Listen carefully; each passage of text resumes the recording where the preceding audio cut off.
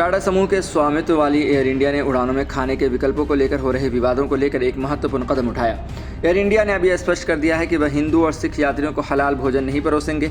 इसके बजाय मुस्लिम मेल को अब स्पेशल मेल के नाम से जाना जाएगा और इसका मतलब होगा हलाल सर्टिफाइड भोजन। इस कदम को लेकर एयरलाइन का कहना है कि वह भोजन को धर्म के आधार पर बांटने के विवादों को सुलझाने की कोशिश कर रही है और यह निर्णय यात्रियों के बीच किसी भी तरह की धार्मिक संवेदनाओं को आहत करने से बचने के लिए लिया गया है। मुस्लिम मेल की जगह स्पेशल मेल पहले जहां एयर इंडिया की उड़ानों में मुस्लिम मेल का लेबल लगाकर हलाल भोजन परोसा जाता था, अब इसे स्पेशल मेल के नाम से जाना जाएगा। एयरलाइन का कहना है कि स्पेशल मेल केवल हलाल प्रमाण पत्र प्राप्त भोजन को संदर्भित करेगा और यह केवल उन्हीं यात्रियों के लिए होगा जो हलाल खाने के इच्छुक होंगे। वहीं एयर इंडिया ने यह भी स्पष्ट कर दिया कि हलाल प्रमाण पत्र केवल विशेष मुस्लिम मेल के लिए जारी किया जाएगा, जो उन यात्रियों के लिए होता है जिन्होंने विशेष रूप से हलाल खाना चुना है। विशेष रूप से हज उड़ानों और सऊदी अरब के विभिन्न सेक्टरों जैसे जेद्दा, रियाद, मदीना और दमन के लिए हलाल सर्टिफिकेट अवश्य होगा। इन सेक्टरों पर सभी खाद्य पदार्थ हलाल होंगे क्योंकि यह क्षेत्र मुस्लिम समुदाय के लिए महत्वपूर्ण है और वहां के धार्मिक मानकों के अनुसार हलाल भोजन ही परोसा जाता है।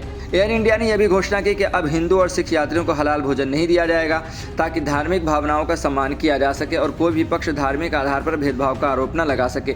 यह कदम उस विवाद को खत्म करने के लिए उठाया गया है जिसमें एयरलाइन के द्वारा भोजन को धर्म के आधार पर वर्गीकृत करने पर सवाल उठाए गए थे।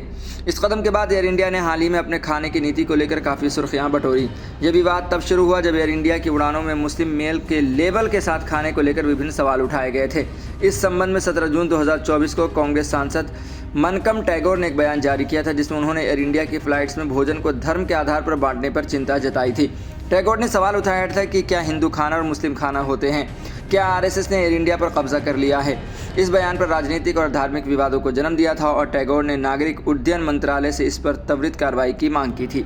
वहीं विवाद के बाद नागरिक उड्डयन मंत्रालय ने इस मामले की जांच की और एयर इंडिया से सफाई मांगी। मंत्रालय ने एयरलाइन से पूछा था कि क्या वे सुनिश्चित कर रहे हैं कि किसी भी धार्मिक समूह के भोजन को लेकर कोई भेदभाव न हो। मंत्रालय का रुख स्पष्ट था कि एयरलाइन को किसी भी प्रकार की धार्मिक पहचान को लेकर संवेदनशीलता दिखानी चाहिए ताकि धार्मिक भावनाओं को ठेस न पहुंचे।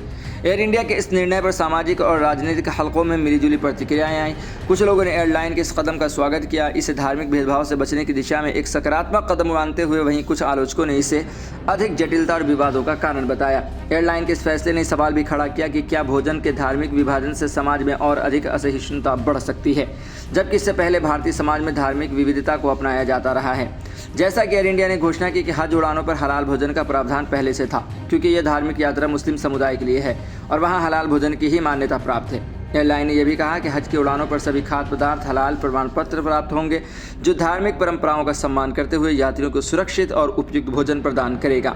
इस कदम के जरिए एयर इंडिया का उद्देश्य विवादों को शांत करना और धार्मिक संवेदनाओं का सम्मान करते हुए सभी यात्रियों को एक समान सेवा प्रदान करना है। हालांकि यह एक कदम था जिसे आलोचनाओं और सराहनाओं दोनों का सामना करना पड़ा है। भविष्य में अन्य एयरलाइनों और सेवाओं के लिए यह एक उदाहरण हो सकता है और किस तरह से वे धार्मिक भेदभाव से बचने और धार्मिक विविधता का सम्मान करते हुए अपनी नीतियों को लागू कर सकते हैं। वहीं इस तमाम खबर के अगर निष्कर्ष निकाला जाए तो निकलता है कि एयर इंडिया ने अब अपने उड़ान के भोजन विकल्पों को लेकर एक नया कदम उठा लिया है जिससे हलाल और झटका भोजन को लेकर विवादों को सुलझाने की कोशिश कर रही है, जबकि एक और यह कदम धार्मिक संवेदनाओं का सम्मान करने के लिए लिया गया है। वहीं दूसरी ओर यह सवाल भी खड़ा करता है कि क्या इस प्रकार के विभाजन से समाज में असहिष्णुता बढ़ सकती है। समय बताएगा कि यह नीति कितनी प्रभावी रहती है और क्या इससे एयरलाइनों के अन्य ऑपरेशनों में भी समान बदलाव आएंगे।